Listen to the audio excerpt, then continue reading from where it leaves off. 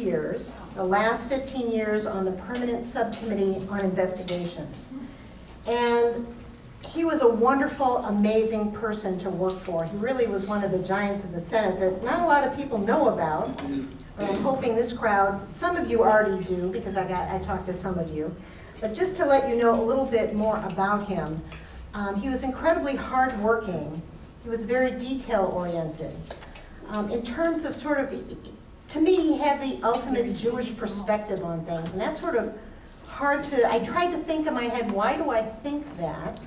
And it's sort of an indefinable thing, but I'll give you a few reasons I thought that. First of all, he had an amazing capacity for seeing injustice and wanting to do something about it, believing that he could do something about it. And we all see injustice so much, and it's so easy to turn away, and he never turned away. He also was into the complexity of issues. He didn't like to paint with a broad brush. It would make him crazy. He really wanted to get into the details. And a lot of the issues he took on required nuance and understanding of very specific things, and he reveled in that. He did not shy away from it. He also had a great tolerance for different points of view. You know, the old joke about 2 Jews, 3 opinions. In the Congress, it meant allowing yourself to listen to people on the other side of the aisle. He was very bipartisan, and he believed in it very strongly. He thought it produced better results when you were bipartisan. And he had that great tolerance for listening to people with different points of view and finding places where you could agree. He also had a very long time frame. Almost all of the things that we worked on took 5-10 years, and you're going to see that from some of the examples I'm going to give you. And then last of all, he thought about everything in terms of stories. He said, if you don't make it into a story, nobody's going to understand what you're talking about. So what I'm hoping to do today is give you a few stories of the investigations that he did. Before that, I'm going to give you just a little bit of background about the Permanent Subcommittee on Investigations. We called it PSI. It was started under Harry Truman when he was a senator, and it was looking at, it had a very specific mandate to look at waste, fraud, and abuse in World War II, sort of the war profiteering and the fraud that was going on. He set up the subcommittee in a very bipartisan way. They went all over the country. Guess what? They found fraud and waste and abuse in every corner, and they dealt with it in a very bipartisan way, and they were actually able to make a lot of good practice out of it. Back then, subcommittees were designed to go after a particular topic. After they were finished with their investigation, they disappeared. But his subcommittee had done such a great job, they decided to make it permanent, hence our strange name. And what they decided to do is to have a subcommittee where the people on it knew how to do investigations. So instead of getting expert on a particular topic, you became expert in doing investigations. And so it's become sort of the storied body in the Senate, and really the House too, for doing long-term detailed investigations. And Senator Levin was the head of it for 15 years.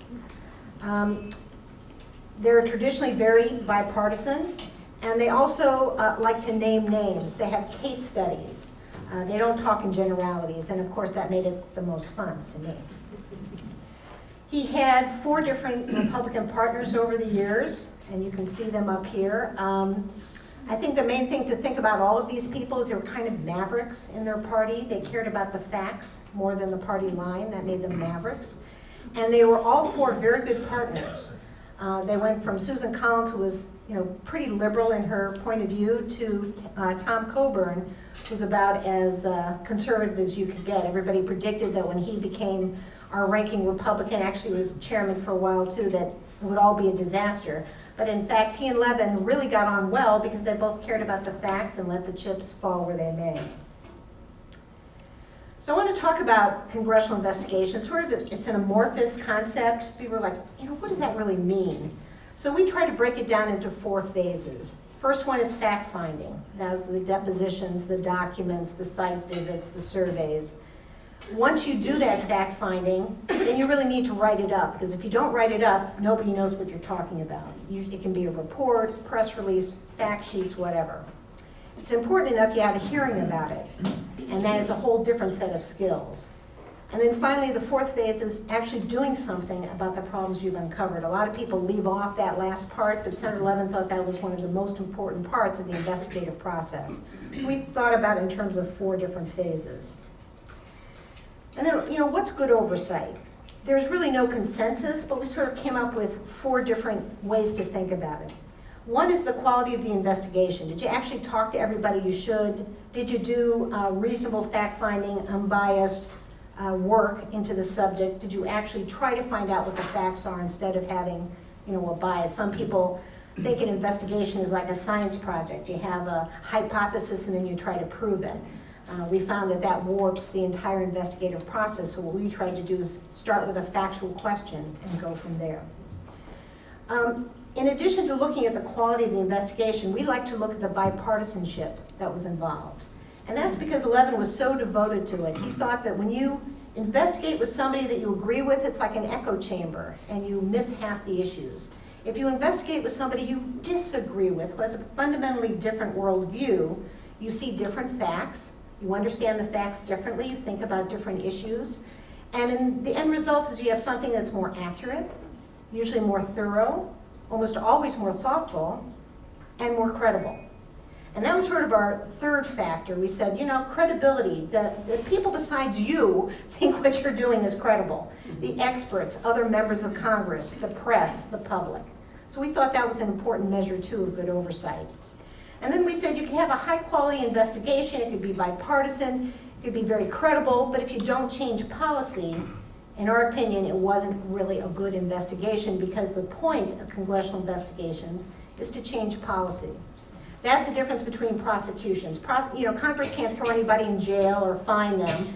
It's really policy-oriented. They act as a check and a balance on the other branches. They look at the private sector, and they're trying to change practice. And that can be very important. When we think about Watergate, who cares that some people went to jail? What we care about is that the facts that came out led to a president resigning, campaign finance law changes. So policy can be very, very important as part of the congressional process. I'm not going to go through all of these. Levin had a bunch of principles. I have a book out. If you really want to know all of these, you can read the book. It's in the library here, so you can read it for free. But I'll just mention 2. The 2-year rule.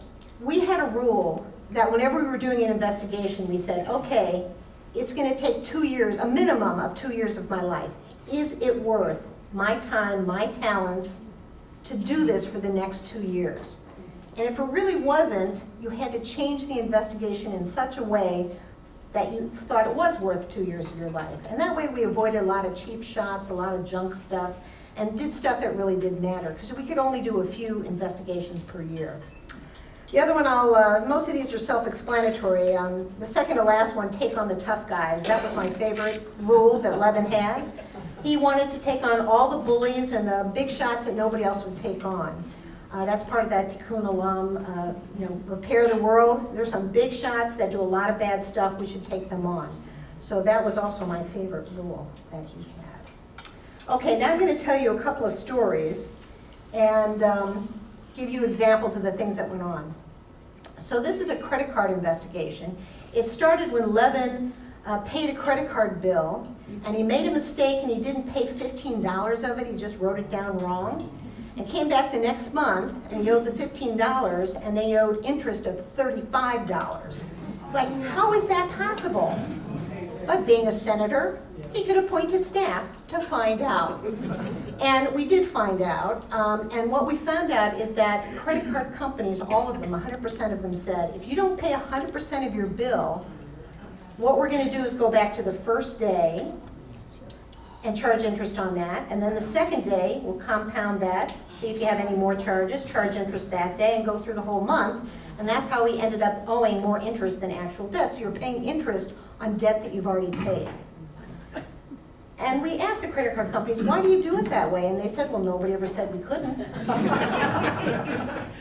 We then found out there were a lot of other credit card abuses going on. I think many of the people in this room remember when there were a lot of abusive practices. One of the things we did is we put a request out on the internet. If you have an abusive story, let us know. Well, oh my God, we got lots and lots of examples in. We had our interns just categorizing them, reading these things, figuring out what were the biggest abuses going on, and so we could focus our efforts on trying to fix them. One of the guys we talked to, his name is Wesley Wanamaker. I think of him as the wedding guy. He ended up being our lead witness at our first hearing. And just before he got married, he took out a new credit card and had a limit of $3,000. But he charged $3,200. Well, they then hit him with a penalty rate, interest rate of 29%. They said, we're going to hit you with a monthly fee of over the limit of $35. He says, I'm only over the limit because you keep charging me all these other interests. And they said, you're over the limit, over $3,000. That was $35 a month. Then they said, we're going to say, in addition, that you have a late fee of $35 a month. He said, I'm not late, I'm paying you on time, just as you told me to. And they said, well, you haven't paid 100%. So they hit him with $35, so $70 a month plus a 29% interest rate. By the time we caught up with him 6 years later, he'd paid $6,300 on his $3,200 debt and still owed $4,400 with no end in sight. And he'd been trying to negotiate with a bank. It was Chase at the time. And in fact, all of the worst abuses we saw all came from Chase. I kept telling him, give me somebody else. I don't want to do another Chase example. But we decided we'd lead with a Chase example, and we'd have, Senator Levin not only had him and a couple other witnesses, but he decided to have a panel of the 3 CEOs from the top 3 credit card companies come up and talk. And he did that not just to berate them, but because he wanted the decision makers there who could actually change things at the hearing. Because when you have somebody below the CEO, I hear you, Senator, I'll take that back, you know. He wanted the decision makers right there at the hearing. So the CEO of Chase realized he's going to have to justify what they've been doing to this guy. And guess what? 5 days before the hearing, they called up Mr. Wanamaker and said, your debt is clear. We should have negotiated with you. You're off the hook.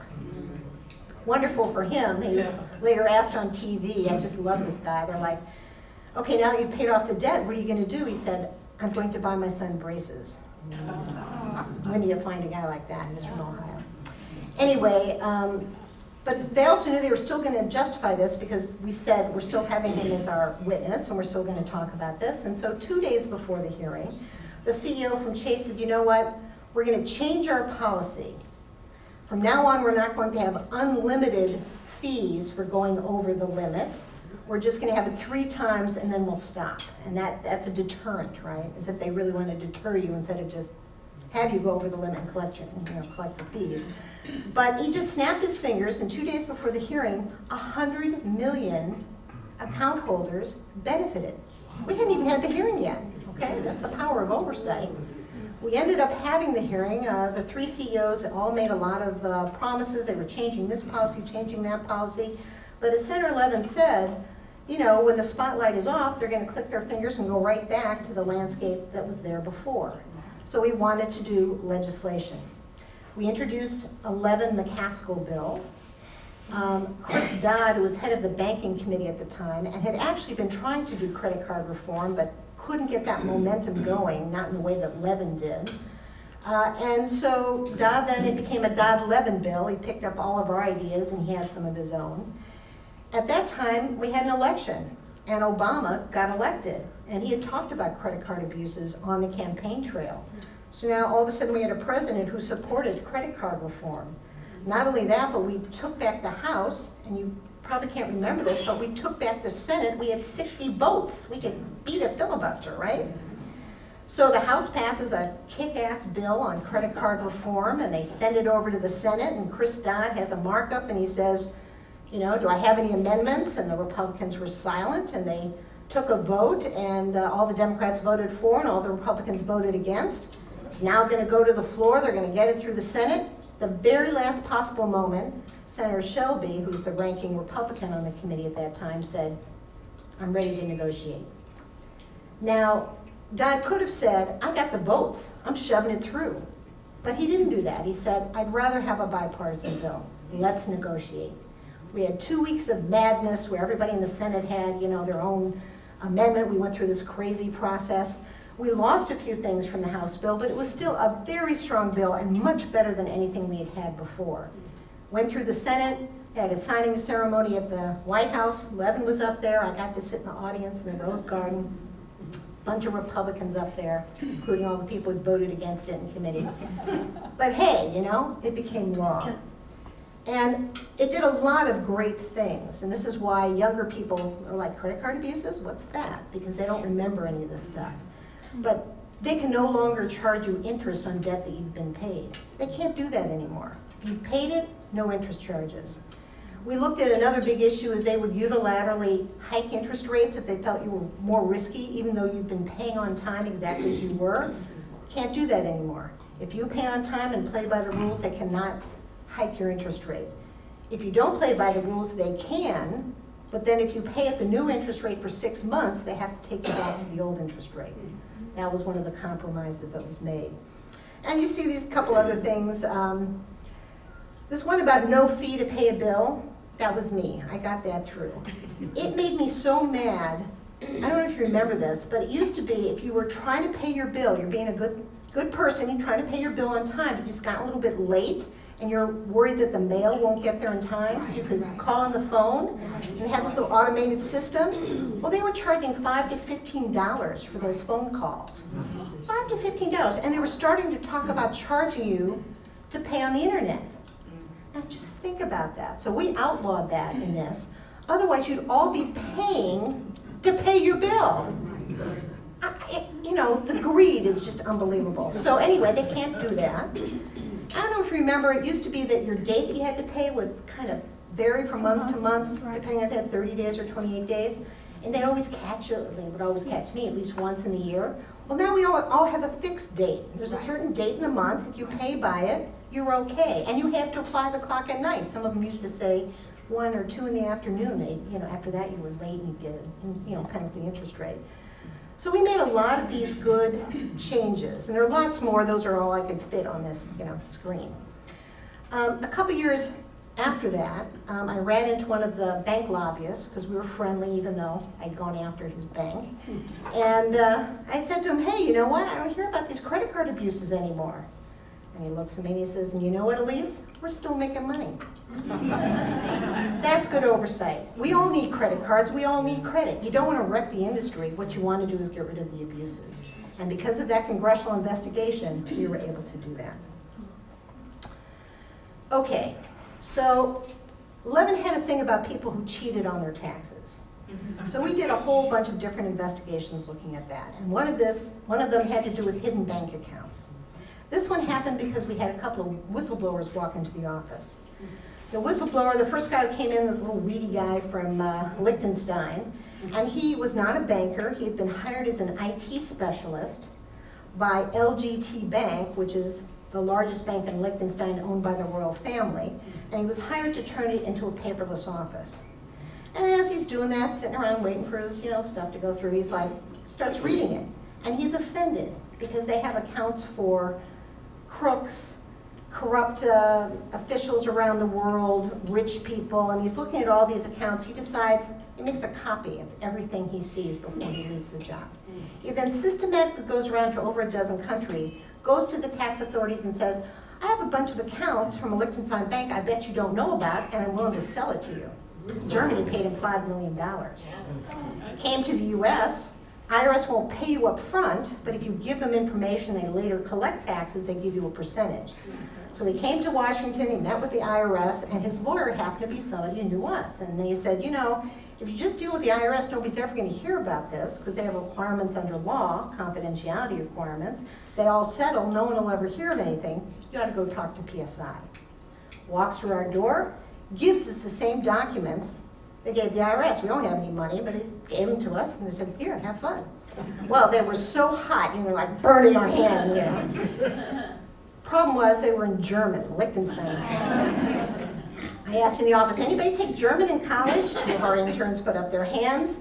They did enough of a translation that out of about 150 accounts, we could identify maybe 24 that had the most money and seemed to have the most juicy facts from what they could sort of understand from translating this. Then we went to the IRS and we said, you know, we bet you don't want several different translations of these documents. So how about you give us the translations for this small number of accounts? They did. We then had official translations, took no effort from us. We went out and found these people around the country. They had all already been contacted by the IRS, or they'd all lawyered up already. We're just sort of the latest, shoe to drop. And we developed 8 case histories out of that. Just to give you an example, there's a guy from Florida who's a construction contractor. And he had been going to Liechtenstein over the years. He had 4 Liechtenstein foundations, 5 accounts. He had about $49 million in them by the time we looked at the stuff. And his sons had taken the position with the IRS. They didn't know anything about it. He had just recently died, and they just learned about these accounts. Well, there were all these documents signed by the sons. Yes, I'll manage this, and yeah, I want you to invest it this way, so much for that. So we developed these examples showing how people were avoiding taxes by putting their money into Liechtenstein. And we had a hearing with that. We had a second whistleblower walk through the door about 4 months after the first one. And he was a guy born and raised in Boston. His parents sent him to school in Switzerland, university. He liked it so much he stayed there and became a Swiss banker. Worked at a couple different banks, ended up at UBS, which is the largest bank in Switzerland. At that time was well known for its wealth management services. And he left them on less than amiable terms. And so he came to the United States and he told the Department of Justice a certain story, and then he came to us and he said, I'd like to tell you the same story.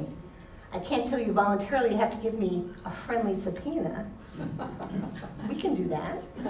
And so we interviewed him for about 6-7 hours and learned his story. And his story was this: a bunch of bankers from UBS routinely came to the United States, often on tourist visas, sometimes on business, and they would go to yachting races and art venues and other places where wealthy people gathered, and they would just hand out their bank, their card, their business card, saying, you'd like to open an account in Switzerland that no one knows about, give me a call. To make a long story short, there were 52,000 of these accounts with about $20 billion. They didn't admit that up front, it sort of came out over time. And sure enough, we were able to document all these Swiss bankers coming from that bank. We got records from them entering the country, sure enough, around the yachting races and the art venues. And we decided to have a hearing about it. So now we have these, the Liechtenstein guys with the specific accounts for people, and then we have UBS. We didn't have a lot of information about specific clients, but we had the big numbers. So we decided to have a hearing featuring them both. The guy from Liechtenstein by then had a $7 million bounty on his head for having stolen the information, so he was in an undisclosed location. And we said to UBS, we really, you have a big presence in the United States. You have 4 million US customers, and we're going to subpoena you, but really, nobody in the US did this. It's all your colleagues back in Switzerland. You really ought to send us somebody from Switzerland. They did. Guy shows up at the hearing in his $2,000 suit and his perfect hair and the perfect English, and he sits down. He looks like James Bond. He sits down at the table, and the first thing he says is, "We want to apologize, and we're never going to do it again." So Levin has a stack of really tough questions, and he puts them to the side. And he says, "What exactly are you apologizing about, and what exactly is it that you're never going to do again?" And so we go through it and ask them questions 6 ways to Sunday, and finds out that, in fact, they had been having Swiss bankers coming onto U.S. soil, sneaking around and getting people to put their money, convincing them to put their money in Switzerland and not telling the IRS about those accounts. As a result of that, we had a voluntary disclosure program. A lot of those people came in. A bunch of them were prosecuted as well. So those are sort of the bank things. We also looked at individuals. We have these 2 guys, Sam and Charles Wiley, 2 guys from Texas, were legitimate businessmen who created some wonderful businesses that were really very profitable and very successful, but they didn't want to pay taxes. And I'll just show you, this is the structure we ended up designing. We had 58 offshore corporations and trusts having different amounts of money. They all had accounts at U.S. banks, but the accounts were in the name of foreign offshore shell companies. So they were not U.S. companies, therefore they didn't report to the IRS. Sort of another different part of the story. This was a whole different hearing. So we've now had, looking at this from offshore tax haven banks and also from US people who are, playing games. We ended up, as a result of all of this, getting a bunch of enforcement actions. UBS ended up paying $780 million in fine. The reason they admitted everything at our hearing was not because we were so great. It's the Department of Justice was just about to indict them, so I figured they might as well get ahead of the story, and that's why they went public. Oh, I forgot to tell you about Credit Suisse. Tell you about Credit Suisse.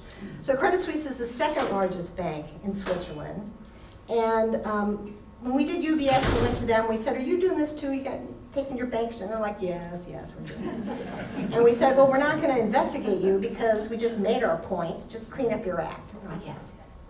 5 years later, we find out they hadn't cleaned up their act. They never actually got around to closing those accounts for the US people, and they ended up having about 22,000 accounts with about $12 billion. So not as big as UBS, but still pretty massive. So by that time, 5 years later, everybody had lost their tolerance for this kind of conduct. They ended up having to pay $2.6 billion fine, even though they had fewer accounts, and they had to close them all. They actually had to close those accounts. The Wileys were taken to court by the SEC for a sort of a complicated securities issue about their shell companies that they controlled, but they pretend they didn't control them, but they were shareholders in all of their corporations, publicly traded corporations here in the US. They should have disclosed, because we have a policy here when insiders buy or sell stock, the rest of the trading public ought to know about that, but those guys never disclosed. They were all acting in concert. Said securities fraud, that you didn't disclose you controlled these shell companies, and you did it because you were hiding your money offshore so you didn't have to pay taxes. So the court said, well, we're gonna hit you with a fine of $300 million, because we're just guessing that's the amount of taxes you avoided. That's the record supports. They got cute and they said, yeah, you want to do that to us? Outrageous. We're declaring bankruptcy. They declared bankruptcy, but what they didn't realize is who's the first person in charge when you have a bankruptcy? IRS. So the IRS said, fine, now we're suing you. You've already been proven, you had a jury trial in court. We all found out you've been cheating on your taxes, that's why you did this whole thing. We're gonna do research going back all the way 13 years from when you started this whole thing, plus penalties, plus interest, $3 billion. Hit them with the $3 billion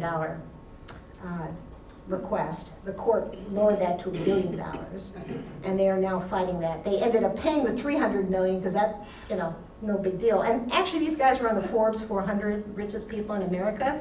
They could write a check and not even notice. So they wrote the check for the $300 million. They are still, as we speak, fighting the $1 billion.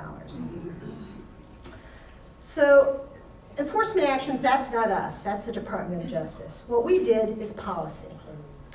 So the thing that, the Ways and Means and the Finance Committee are seeing these hearings we're having, people are getting angrier and angrier. They said, we got to do something. And they came up with a bill called the Foreign Account Tax Compliance Act. I think of it as fat cat without the T. And what it has is a simple proposition. It says to every foreign financial institution around the world, if you open up an account for a US person and you don't tell the IRS and we find out about it, we're gonna hit you with a 30% excise tax on your US earnings. Now, virtually every foreign financial institution in the world has US treasuries because they're so safe and they're profitable. And they often have US stocks and bonds. So we can grab that money before it leaves the border. So this is no empty threat. Now, they introduced this bill and it became law 5 months later. What happened to our dysfunctional Congress? How did that happen? Well, what we found out is that the US banking industry was quietly cheerleading them on because they were sick and tired of their best clients going to the foreign banks and hiding most of their money over there. They're like, I have to file a 1099 on every US account, right? We all know those 1099s, one to the IRS, one to you, to let you know what they told them. We want the foreign banks to have to do the same thing. And now they do. They have to file 1042s on every account opened by a US person over a certain amount of money. So it's like 50,000, so we don't worry about the little guys, it's the big guys, 50,000 or more. And there are various levels, it's very complicated. But that's what they decided to do. And then the banks are going, wait a minute, we're going to have to set up, it took them 6 years to set up the infrastructure for every foreign financial institution to start reporting on bank accounts on an annual basis to the US. And while they're doing this, all the other countries said, wait a minute, all of our guys have secret accounts in US banks. All our guys are hiding their money where you are. US is like, true. And so the US passed a regulation so that people like the Wileys and others, they now report on foreign accounts to the IRS. It used to be only reported on US accounts to the IRS, accounts opened by US persons. Now they report on every account, US or not. And if you're a non-US person, you have to identify whatever country you want, and then we have that country is tagged for that account. So they said, well, we want exchange of information. We'll give you ours, you have to give us yours. The US said, okay, we're gonna do that. Then the rest of the world said, wait a minute, forget about the US. What about all of us? There's Germany and Liechtenstein. There's Switzerland and Italy. Everybody's hiding money from everybody else. Why don't we all exchange information? And sure enough, they set up their own FATCA-style system with common reporting standards. And they began exchanging information in 2017. Very recent. So with those two little whistleblowers that walked into Levin's office, we now have an international change where we've said bank transparency is important and we should know about it for tax reasons. Now the way it works right now, all of that information goes to the tax authorities in various countries, but I think it should go to other people too. What about people who are fighting money laundering or corruption, drug money? Shouldn't they get access to that information too? So the fight goes on. That's one of the fights going on now. If any of you can help me, we're trying to get law enforcement to have access to that information as well on a more broad basis, not just tax authorities. So that's my second story. Third story. So Levin was not only angry at individuals who were hiding money abroad for tax purposes, he was mad about multinational corporations as well. So he wanted us to go after them. We held him off for 5 years. None of us were tax lawyers. We didn't know anything about tax. We didn't want to do it, but he insisted. Finally, he said, I don't care what else you're doing. Throw it aside. We're doing multinational corporate tax evasion.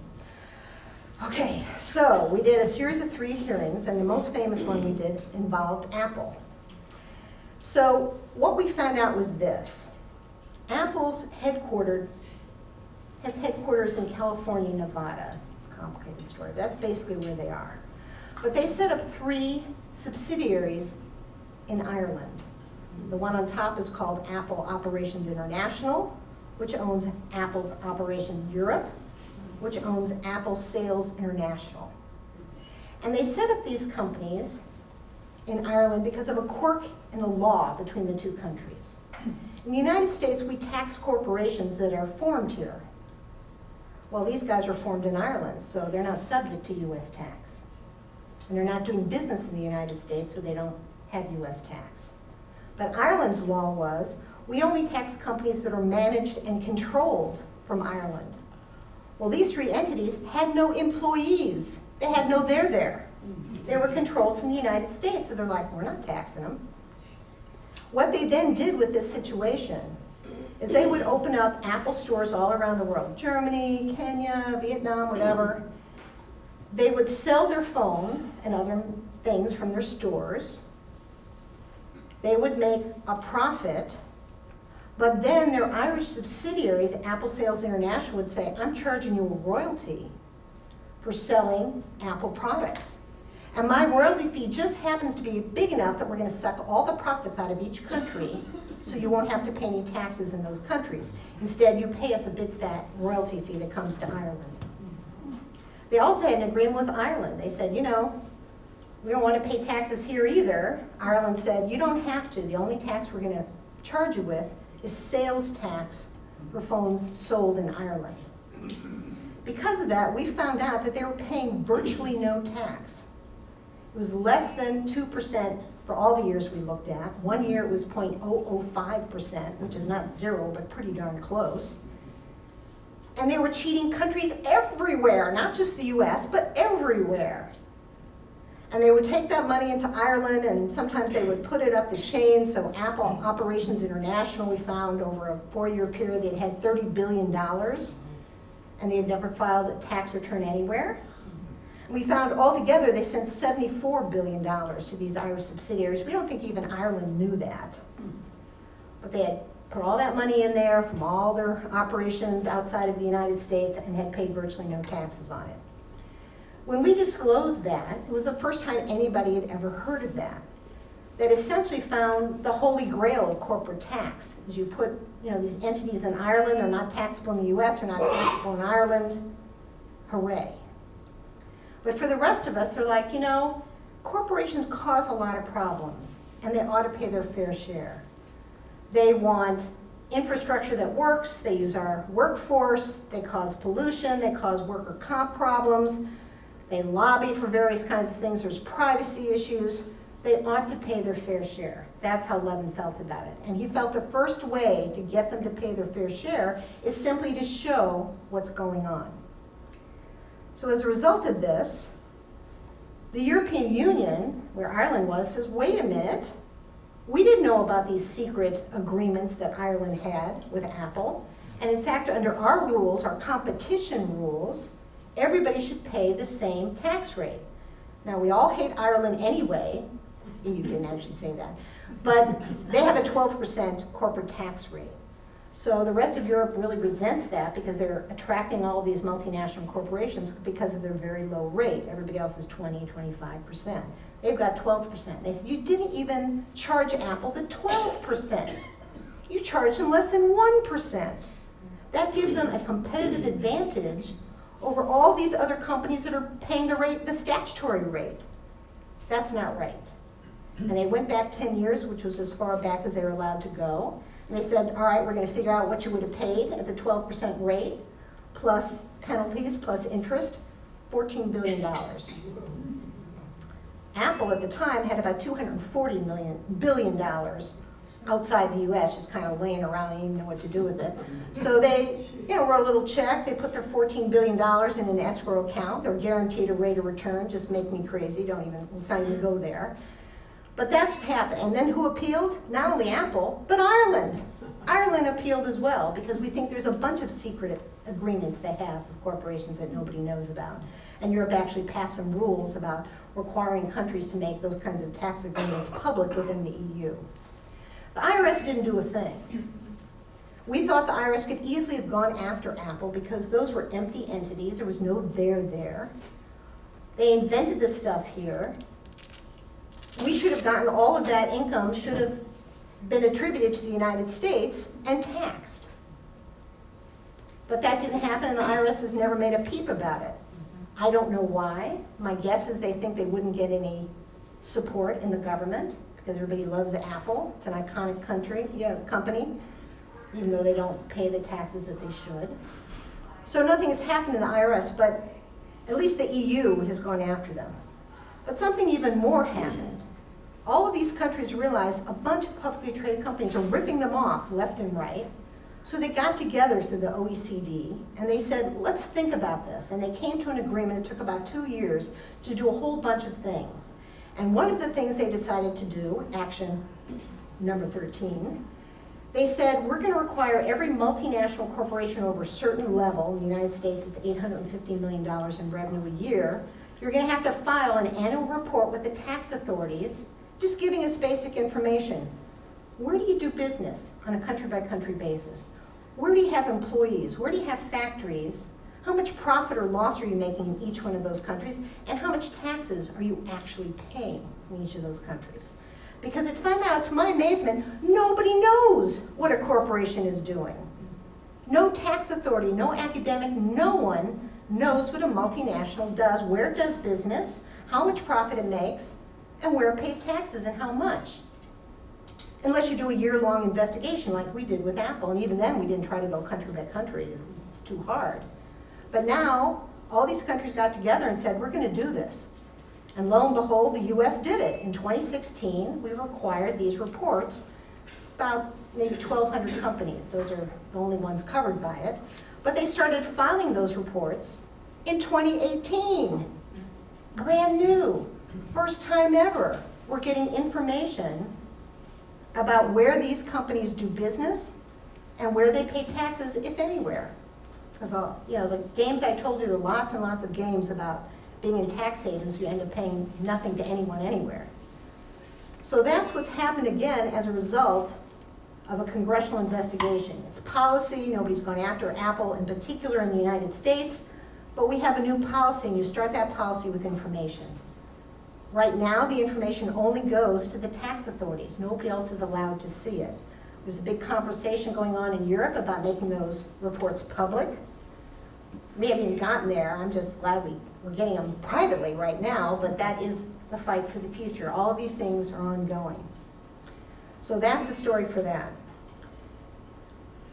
Do we have, somebody tell me the time, because I'm sort of 1:25. So, and we're ending at 1:30, is that? I'm going to skip the next example because it'll just take too long. It's about the financial crisis. But I'm just going to go to this final screen so I can have some time for questions. That I hope I've convinced you that Congress can investigate the facts. They can do it on a bipartisan basis and bridge reforms. All of these investigations were done on a bipartisan basis. And we can produce reforms. We can change the way things operate. But as we all know, not a lot of congressional investigations are like these. The media doesn't like to cover bipartisan, fact-based investigations. They consider them boring. I've confronted my reporter friends. I said, if you knew it was bipartisan and fact-based, would you go? They're like, no. They only want to cover the stuff that's partisan and yelling and screaming. So we get a very bad view of Congress. There are those very bad investigations that are partisan and a lot of yelling back and forth. But there's another whole group of investigations that are done on a fact-based, bipartisan basis. And those go on all the time. And I do a lot of work now with those kinds of committees, and so I know what goes on. So I hope I've given you a little bit of hope that Congress is not as bad as the media portrays it. But it also needs the support of all the public people in this room to demand that Congress do things in a fact-based, bipartisan way. If we don't demand it, it will become harder and harder for members to do it. So I want to thank you, and I'm open for questions.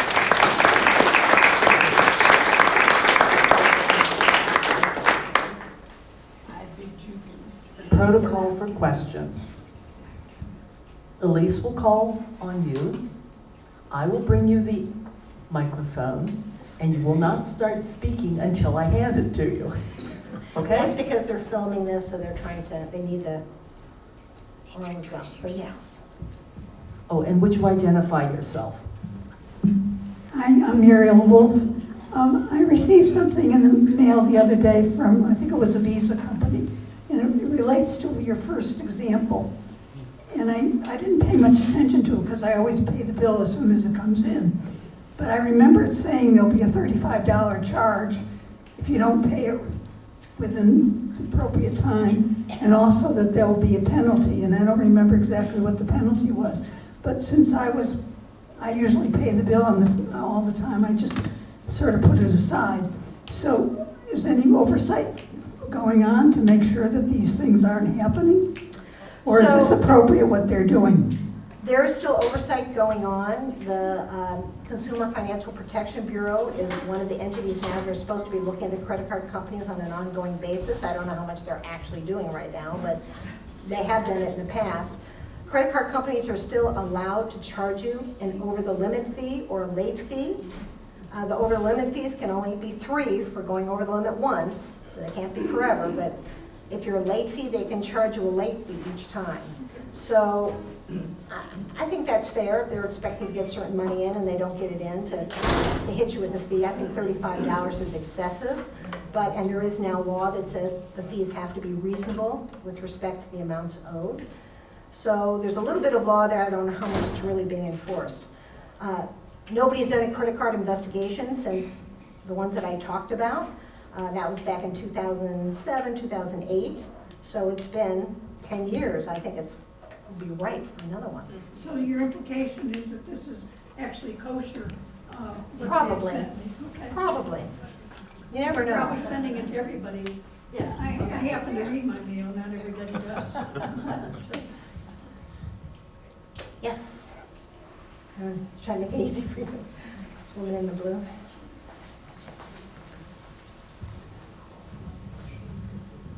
And I'm happy to stay as long as people want to answer questions.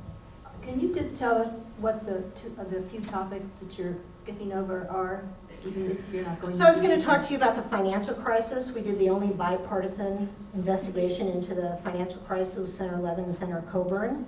And I was going to talk about that, but it takes a little bit of time to sort of go through it. I'm happy to do it if people want, Yes. but Yes? yes? Yes. Oh my goodness. What a group, I love it. And what are the others? That's the only one I Oh, skipped. okay. So I'll talk just a little bit, this is a little bit involved, I'm gonna try to do it on a quick basis because I don't wanna take up too much time. But after the financial crisis happened, Levin and Coburn said, drop everything you're doing, we're doing the financial crisis. That's what we're doing. So for the first 3 months, all we did was get seminars from everybody and their brother because we didn't know anything about the mortgage market, what's a CDO, what's an MBS, a mortgage-backed security. We didn't know any of that stuff. So 3 months we did that. By then, we had an idea of the charge we were given is what are the key causes of the financial crisis. Think about that if you were given that assignment. And to do it for real, not just, in an essay somewhere. So we identified 4 different key causes and picked out a case history for each one because that's how we like to do it. So we decided we would look at high-risk lending. How did it happen that we started getting these mortgages that were very high risk of not getting paid back? We looked at Washington Mutual, which is one of the largest mortgage issuers at the time. It was up to their eyeballs in these high-risk mortgages, and we showed how they had gone from 30-year fixed-rate mortgages, and that was 80-90% of what they had, to that was only 30%, the other 60% were high-risk mortgages where they gave you teaser rates and you could refinance, and then if you ever didn't refinance, your interest rate would significantly increase, and they had these things called option arms where you didn't have to pay what you owed, you could pay what you felt like, and whatever you didn't pay that month would go on to your principal, and so over time, instead of paying it down, you were actually increasing the amount that you owed, making it less likely you would pay it back. So we looked at how did that happen, and what we found was there was a memo from the board, from the banking managers to the board that said, we can make a lot more money from these high-risk mortgages because we can sell them to Wall Street. Wall Street can get investors in them, and they pay more for the high-risk stuff than they do for the low-risk stuff. Still true today. So we found out it was not affordable housing issues, it was not Community Reinvestment Act stuff, it was simply profit. And that's why they switched.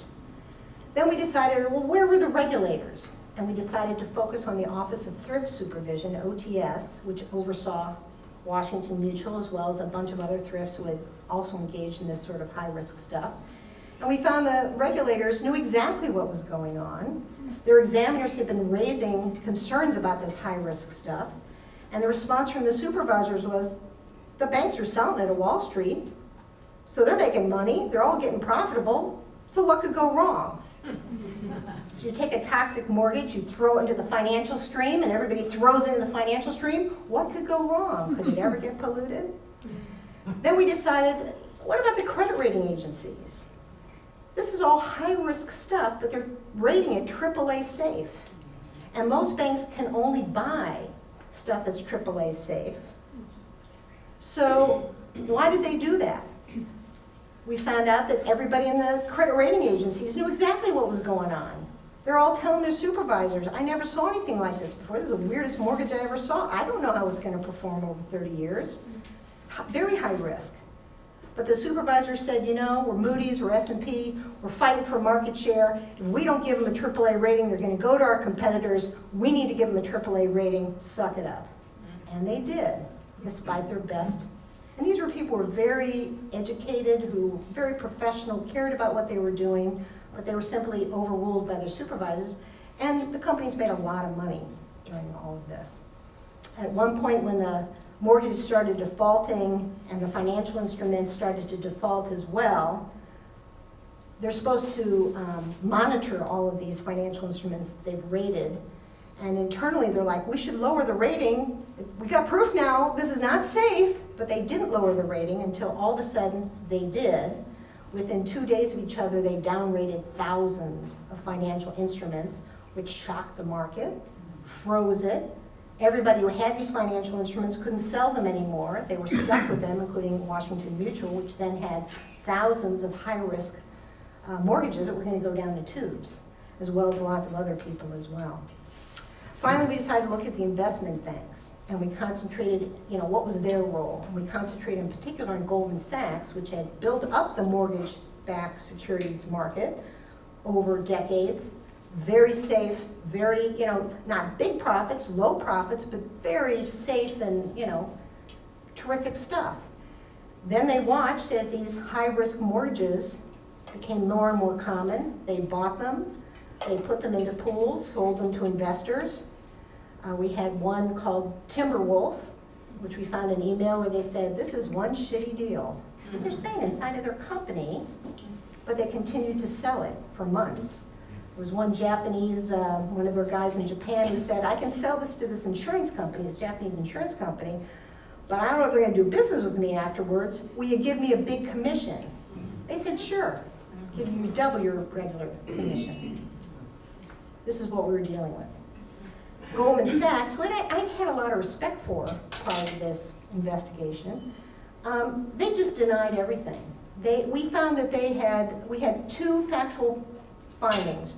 One, that they had bet against the mortgage market themselves. They saw how things were going and started to take the side that said the value would go down. You could go long or short. If you go long, you think something's going to increase in value. If you go short, you think it's going to decrease in value. And I thought before this, naive person, financial institutions, when they do well, their clients do well, the institutions do well. That used to be the case. It's not the case anymore. And they don't call them clients anymore. Goldman Sachs calls them counterparties. So they invest with their counterparties, and they say they're sophisticated enough if they don't think it should be long, it's up to them. Even though they were persuading their counterparties to invest in their financial instruments on the long side, and then Goldman Sachs secretly took the short side. We had a $2 billion CDO called Hudson, where they sold it to clients for $2 billion. They secretly took 100% of the short side. When the thing tanked, they took the money from their counterparties and made a profit of $1.7 billion. This is what Goldman Sachs was doing. It just really surprised me, and their response was, hey, everybody can take whatever risk appetite they have. Even though people were relying on their reputation when they were buying things. We ended up doing 4 hearings on the 4 topics, 150 interviews, 50 million pages of documents. 11 wouldn't even let us tell people how many documents we were getting in for Goldman Sachs. Everybody started giving us documents, but Goldman Sachs didn't. They gave us nothing. And we had a subpoena, and they're still giving us nothing. So Levin called us in the office, and he said, call on the CEO, Lloyd Blankfein, and you depose him. And we normally did day-long depositions, 7 to 8 hours. And we said, well, usually we have documents. We don't have any documents. And usually we start at the bottom and go to the top. We don't start at the top. He said, you ask him everything you want to know. Called him in, had him there the whole day, asked him all this stuff. At the end of it, we say to the lawyers, and now we want Gary Cohen, who's the president of Goldman Sachs. We're going to go through your entire C-suite, unless perhaps you have some documents you could give us that would make these unnecessary. A week later, they went from giving us nothing to 40 million pages. To buy a computer system to deal with all the hard drives. Levin wouldn't let us tell anyone because he said nobody's going to believe that. But actually, and then we got all that stuff in. We did 3 months of reviewing the documents. We had all kinds of things. We would do a dirty word search. Look for damn, hell, all those bad words. You always get the best stuff that way. It's the first thing we did. And and then you find that guy who says more than he should in his emails, and you get all of his emails. And anyway, do that investigation. We had a great team looking at that. So we had our hearings. The last hearing we had was on Goldman Sachs. Everybody came from our subcommittee, Democrats and Republicans. The Dodd-Frank bill had been filibustered on the floor. Nobody could bring it up in the Senate. But the day after our hearing, because it had been so dramatic, that they called up the bill. And nobody opposed it anymore because people were so shocked at what we had found as a factual matter, Levin and Cohen together. So I'm taking way too long. So anyway, we did the Dodd-Frank Act. We did a lot of stuff. No more liar loans. It used to be that Washington Mutual would say, oh, just tell me what income you make. And we found the mariachi singers, I make $150,000 a year. And they're like, okay, no problem. Can't do that anymore. You have to actually verify people's income.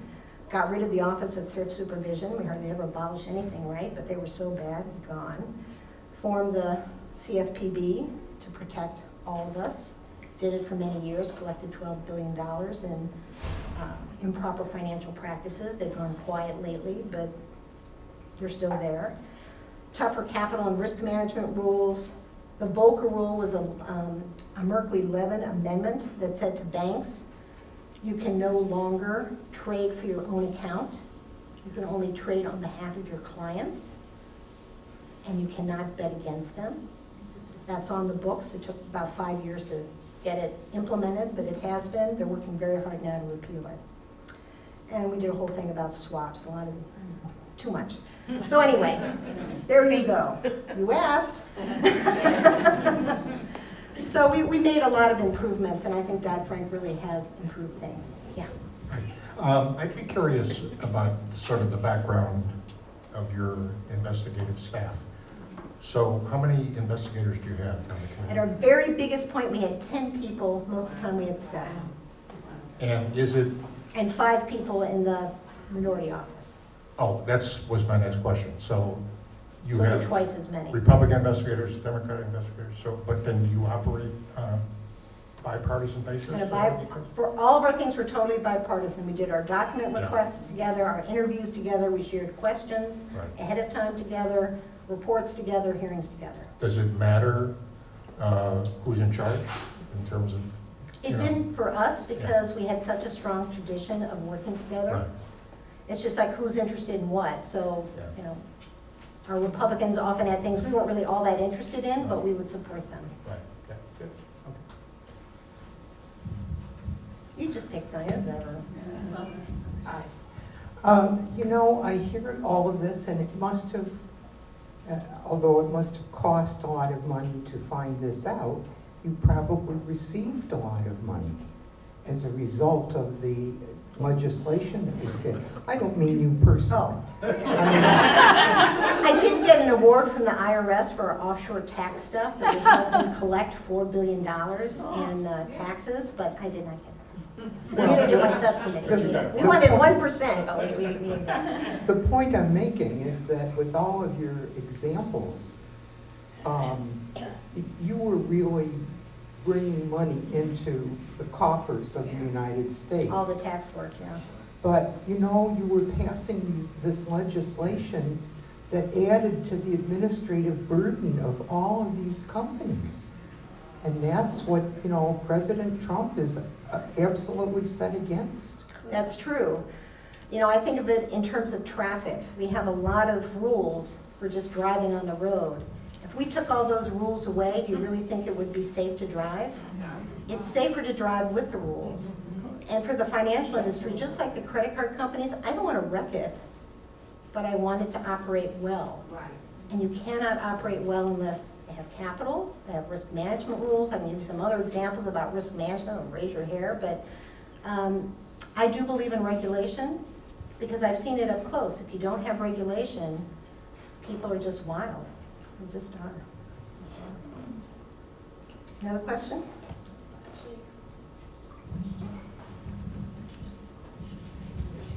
I have a nice personal story, which I think sheds light on the kind of person Carl Levin was. I lived in Michigan for many years. I worked in every one of his campaigns. Even after I moved here, I worked in his campaign. Once in a public forum, he was asked about his views on the death penalty. Michigan had been either the first or the only state to rescind the death penalty. But the issue kept rearing its ugly head. And at a certain point, I think in the 70s or in the 80s, there was a strong move to pass an initiative to reinstate the death penalty. Somebody at this public forum asked him what his position would be. And he said, I view myself as representing my constituents, and that's not always easy. Michigan is a big state, a diverse state, not unidimensional, so I have to navigate between various positions. But on this issue, no matter what the majority feels, I would never vote for the death penalty. He said, it's an issue of moral and ethical importance to me, and if the voters want to turn me out because I've voted the wrong way, so be it. I'd rather be out of a job than do something that really offends me morally. Good man. That's Carl Levin. Yep. That's Carl Levin. And we have to finish up. We only have a couple more. I see 1, 2, and then we'll finish up. Hi, I'm Barbara Diskin. I just wondered if this kind of bipartisan work is alive and well today, because we don't hear so much about it. And the answer is yes. You'll be happy to know. So after Levin retired in 2014, in 2015, some of us got together and established a nonprofit in his honor called the Levin Center at Wayne Law. And anybody would like to contribute? Nobody ever thinks about this stuff, so it's just so hard to keep it operating, but it is operating at a law school. And what we do is we promote fact-based bipartisan oversight. So for example, twice a year, we have an oversight boot camp. And we get staff from the House and the Senate, Republicans and Democrats. We put them on bipartisan, bicameral teams, which they've never done before. We give them a fake scandal. And then for 2 days, we take them through that 4-phase investigative process, trying to show them how you can do it in a bipartisan way, why it makes sense to do it, why you need to be fact-based, how you go about making sure you're fact-based, and then the various skills in the 4 phases. So we do that a lot. We've done a little bit on the state level. We've done a little bit internationally. We've done some committees in the EU and Ukraine. So we spend a lot of time doing that. And I talk to people all the time on the Hill who are trying to do investigations that are bipartisan, fact-based. It's not always easy to do, and it takes a lot longer. The members are like, I want this hearing a week from now. You do it a week from now, it's useless. A month from now, I think a month from now is useless. That's my personal opinion. We took an entire year on virtually all of our investigations, and we would tell everybody, less is more. Hearing a week, hearing a month, you're just running around doing the logistics, never follow up, do this thing, go to the next thing, go to the next, so what? You need to take 2 topics or 3 topics a year and really do them, and really do the follow-up. So that's the philosophy we're trying to promote. I think we have our last question here. Yes. I'm Peg Blackman. So Barbara asked my question, but I'll add on. So how can we find out about investigations going on now? All we hear is that nothing's happening in the Senate except appointing judges, and the House is doing all these investigations, but how can we find out about what's going on now if the papers aren't printing that information? It's very difficult. I mean, I have to be a detective myself to find out. So for example, PSI, which I know very well, they've done a number of investigations over the last couple years on opioids, on Chinese infiltration of certain educational institutions, on sex trafficking, wonderful stuff. Stopping shipments of opioids in the US mails, that all came out of an investigation they did. But that's because I know to go to their website and read their stuff. There are other committees that are known to be, that I happen to know, there's an antitrust subcommittee in the House Judiciary Committee that is doing a bipartisan fact-based investigation into antitrust issues involving social media companies. But if you don't know about it, you don't know about it, and they got a little bit of press, but the media doesn't like to cover complicated things that are substantive. So it is very difficult. I wish I could tell you, here's how you do it, but there isn't. I don't have an answer to that. PSI has a website? Yes, all committees have websites in Congress, so you can go to them and look at their reports and their hearings.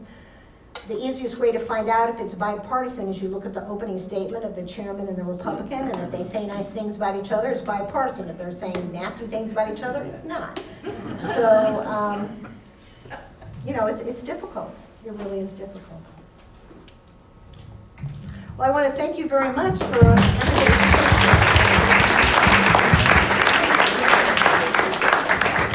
And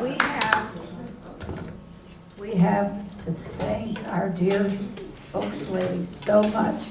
I have learned a tremendous amount in the last hour, and I'm sure many of you have.